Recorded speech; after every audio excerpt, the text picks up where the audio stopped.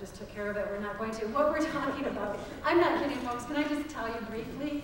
Since planning this whole series and this mission, what has happened in the last 48 hours, just here at the Prairie Chapel, because today we're going to be talking about Satan. We're going to be talking about the lies he tells us and how he deceives us into taking actions that take us away from God.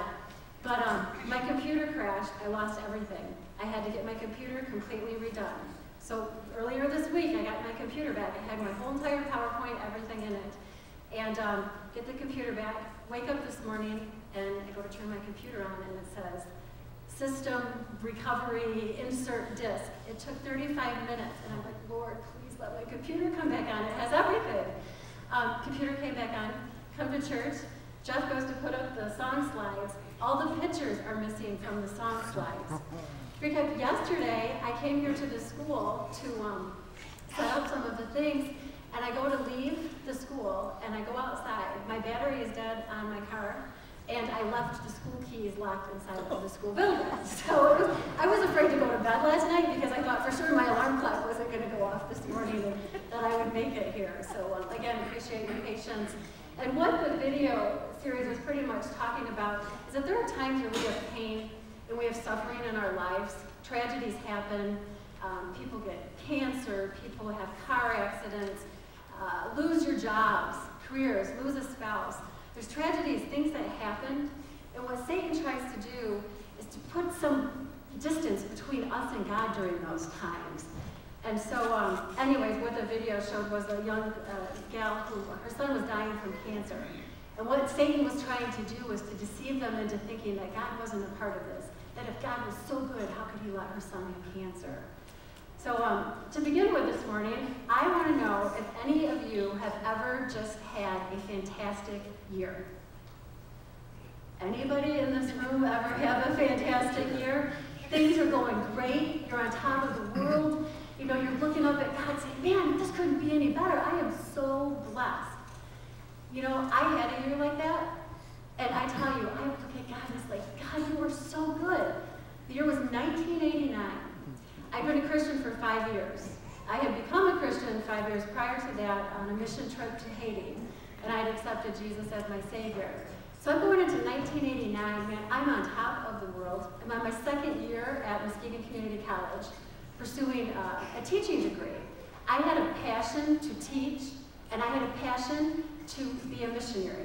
I wanted to open homeless shelters. I wanted to travel abroad again. And so I was going to MCC, and I remember going into the school year, and they give you this test, you know, when you go to college, and it's supposed to tell you what career you're supposed to go into or what field you do good in. And are the monitors on still? Do you hear them? I turned them off. Are they off? Okay, I heard buzzing. But so they give you this test when you go in. It's like the results that come back tell you what you're supposed to be when you grow up or when you're going off to get a career. So I took this test. It was called CAPS and COPS. And I don't remember what CAPS and COPS stands for. I just took the test. And it came back. I scored 100% in 2 areas. 100% teacher, 100% clergyman. I thought, clergyman? That's like a pastor. So I thought, you know what? But that just shows like my passion for ministry, my passion for doing mission work. So this is cool. I was pursuing what it is that even the test showed. And I was going to teach special ed students. I worked with emotionally and mentally impaired kids. So I'm on top of the world. I got a job that I couldn't wait to wake up in the morning. I ran a latchkey program called Open Door. And what my job was as a program supervisor, I would go in at 5:30 in the morning, Monday through Friday, and I would stay with kids whose parents had worked until 8:45 when they would go to school.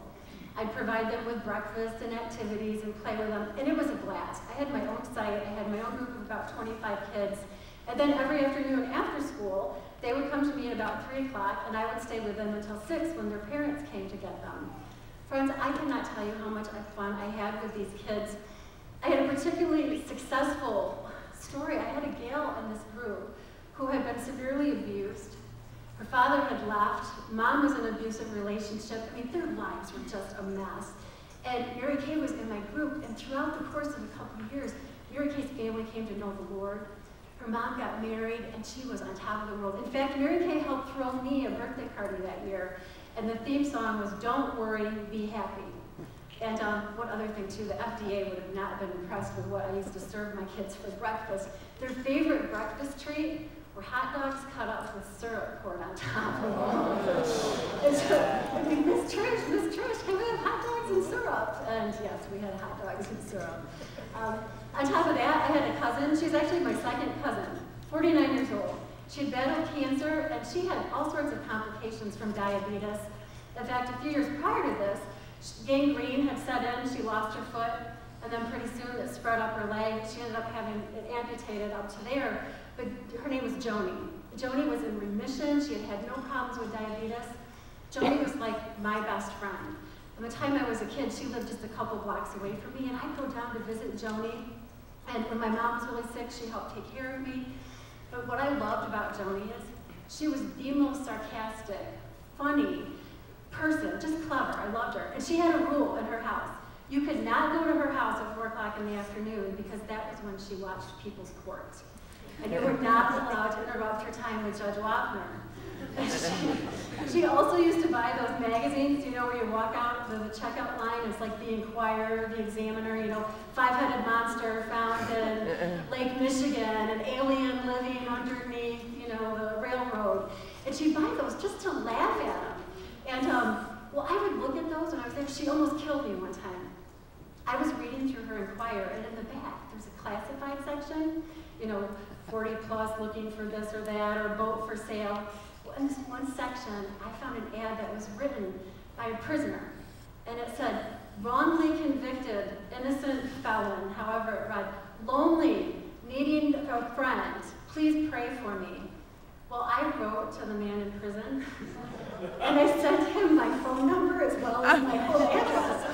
When the letter came back and my mom saw that I wrote to a prisoner, she called Joni up on the phone and said, what are you letting my daughter do? She nearly killed me. She's like, you sent a convicted felon who was innocent? You know, so I adored her. And again, I'm on top of the world. Joni is doing great. My kids are doing great at school. And I had 2 professors. I tell you, these 2 professors changed my life. They inspired me, they challenged me. One was Dr. Edward Kamara. He came to the United States 25 years prior to that from Liberia, Africa. And he worked at GM while he paid his way through school so he could pursue his passion to teach. And you know what he taught? He taught U.S. government. And Dr. Kamara and we used to joke because he's like, you know what? I told him about going to Haiti. So he always told me, you know, someday, Trish, when I go back to Liberia and I visit my family, I'm bringing you and you can do your mission stuff and I'll visit with my family. And I thought, I would love to go to Africa with you. Then my other professor, Bev Turner, conservative, petite lady from Canada. You would look at Bev and you would think she'd spend all of her time in the library, just, you know, just very conservative and quiet. Bev was my honors English teacher. And I tell you folks, she blew me away with how creative she was.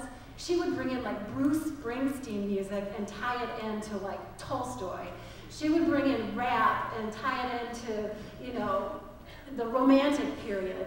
She was so creative. The coolest thing about Bev, and this is what I loved her, she had us a journal. We had to keep a journal of everything that we were reading and how it was impacting our lives and our worldview. So I journaled to Bev about everything. I mean, not just about what I was reading. You know, so I'm on top of the world. Things can't get any better than this. This is the time of my life.